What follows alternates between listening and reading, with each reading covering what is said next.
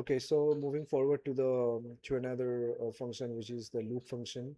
So up here you can see likewise the move function. We are getting the if input action value as a parameter, and this value is getting passed when this loop function been called with the key press. Um, so basically, for the loop function, generally it's being the inputs being attached to the xy movement of the mouse here. So basically, when you move your mouse, these values going to be passed into this particular function, and now you're storing the xy values, the original xy values into this vector, and then we're checking if the controller is not a null pointer. If it's a null pointer, then if it will return early, and then otherwise it will set up the controller yaw input and the controller pitch input. So for the controller yaw input, we're using the x-axis. So suppose if your mouse you know move right, then the x value will be +1. So in that particular scenario it will look right, and if it's move left, the value would be -1, then it should look left.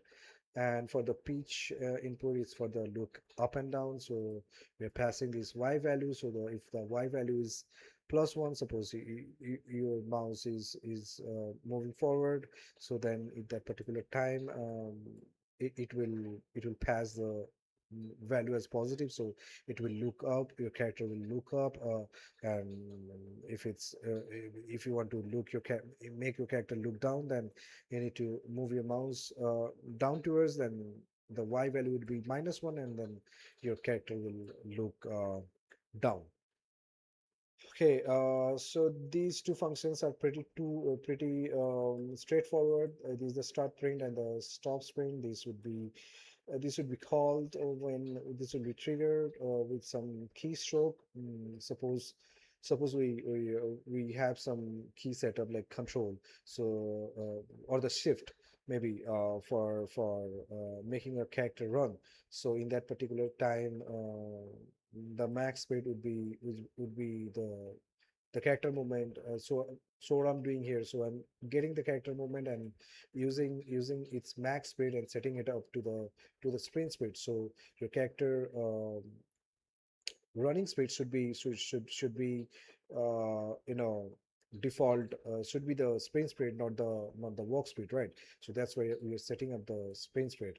And when we release the shift button, or any button that you set up for starting or stopping sprinting, with that particular button being released, so your max walk speed should be hooked up with the walk speed, right?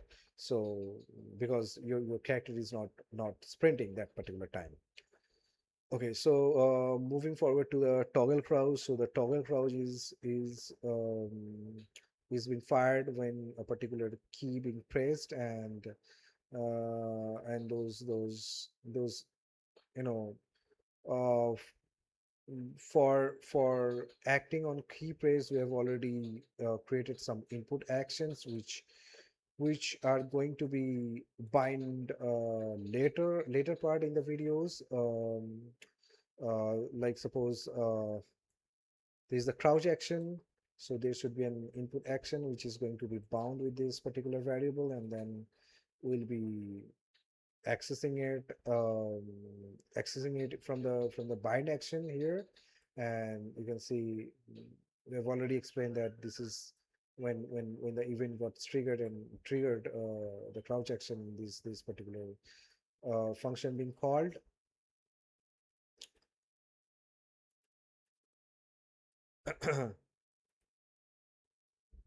So within this function, you can see we are first checking if that particular character Is it crouch already?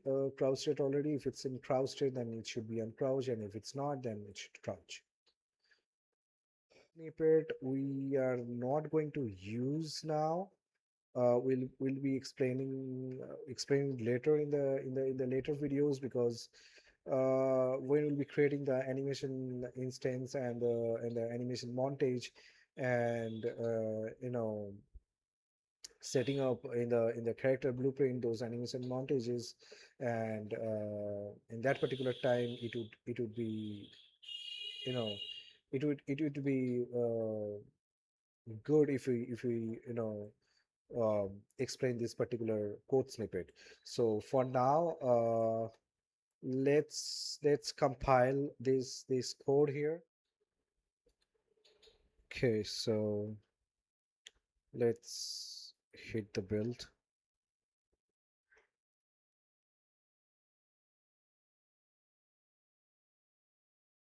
Now it got build success, and the Unreal Engine is loading here. Once it's loaded, I'll be sharing the Unreal Engine. So it's got loaded. Let me share the Unreal Engine window. Um,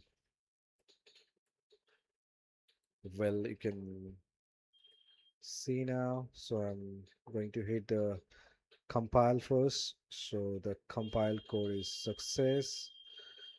So let me check. So you can see this is the hero character C++ class, and we're going to create a blueprint class based on this character one. So okay, before creating this one, so let me first check where we can store these blueprint classes, because later it will be easy to manage if we store under a particular folder. So blueprint blueprints. So under this I'll be creating another one which would be called hero blueprint.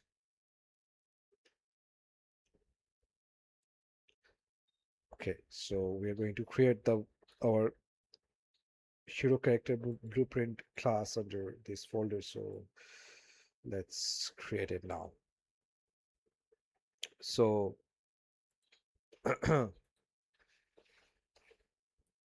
so in order to create a blueprint class, you need to select your hero character C++ class, and then right click, and you'll be able to see uh, create blueprint hero create blueprint class based on the character that you have named. In my case, it's hero character.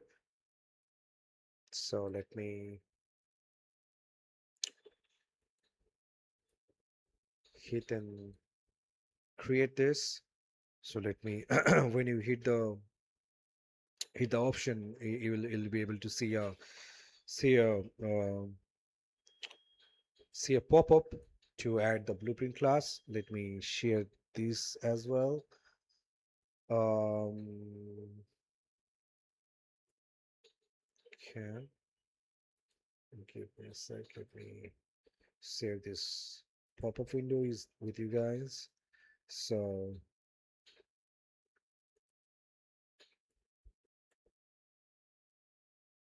so there's the pop-up window.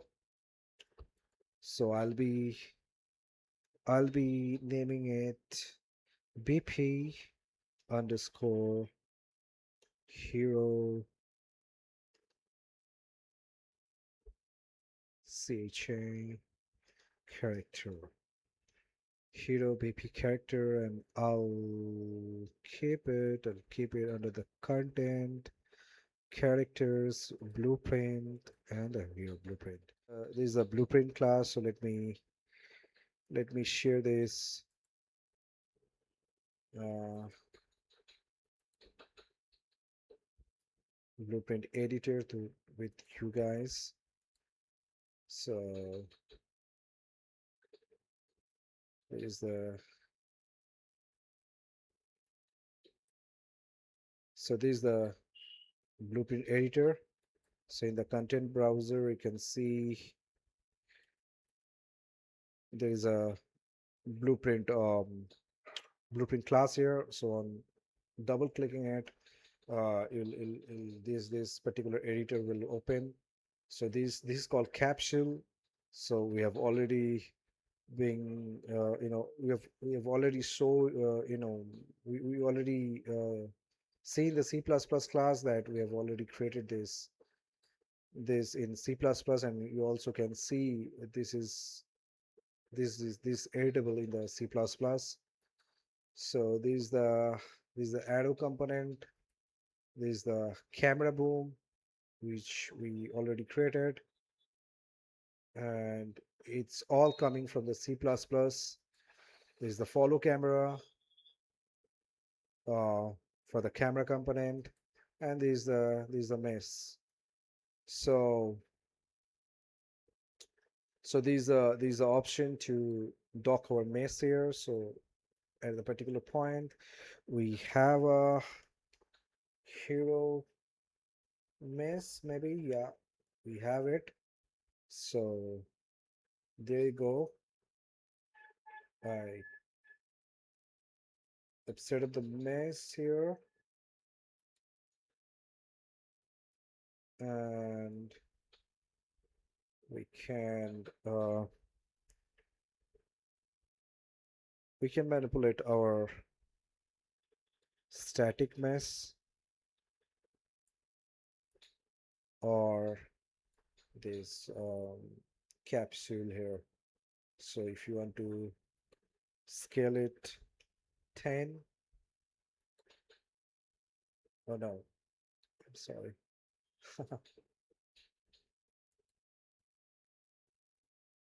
I don't think we can manipulate the capsule, but we can manipulate the size of the static mesh. So let's try with 0.2, 0.2, and 0.2. That's too little. Let me tweak it. Maybe 0.4. I don't know.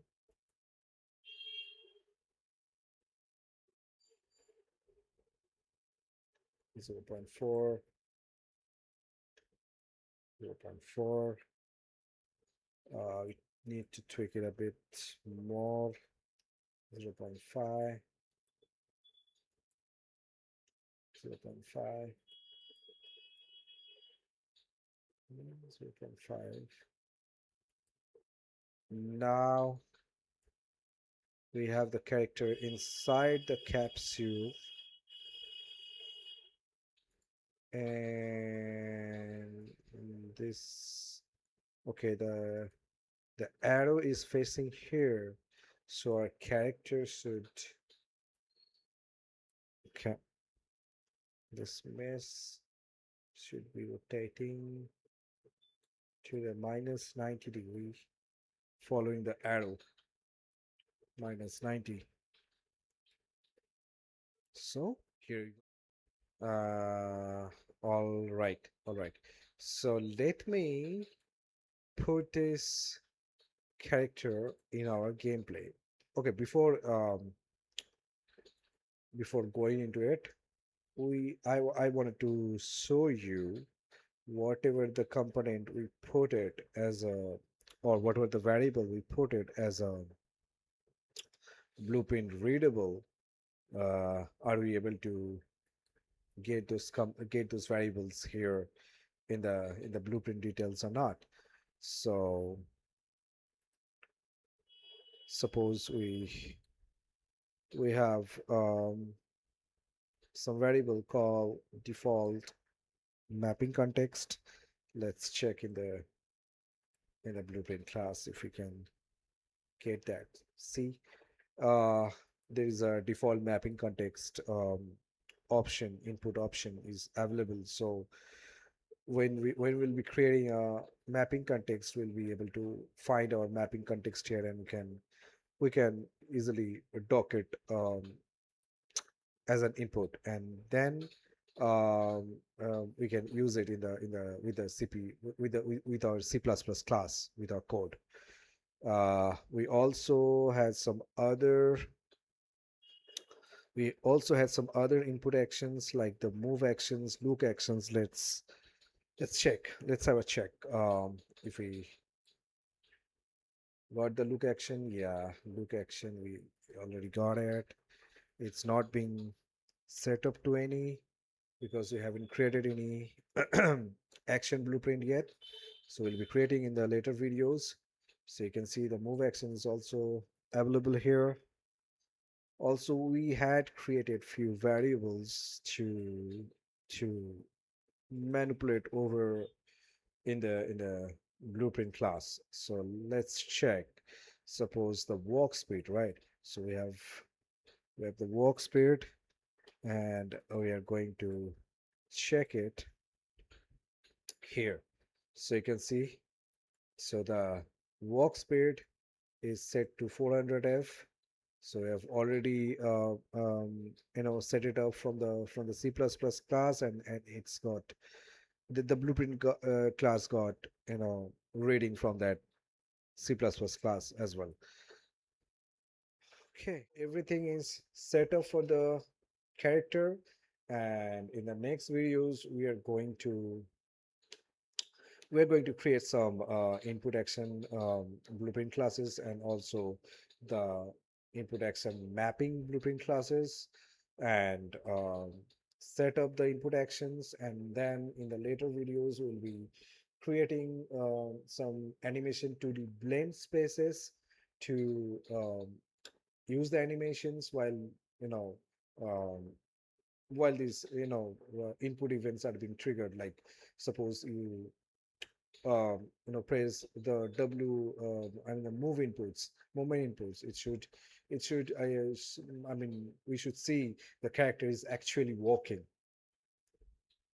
right? So at the moment, it's not being set up here. We need to set these things up in the later video. So for now, um, have a good day, and please don't forget to subscribe. Thank you.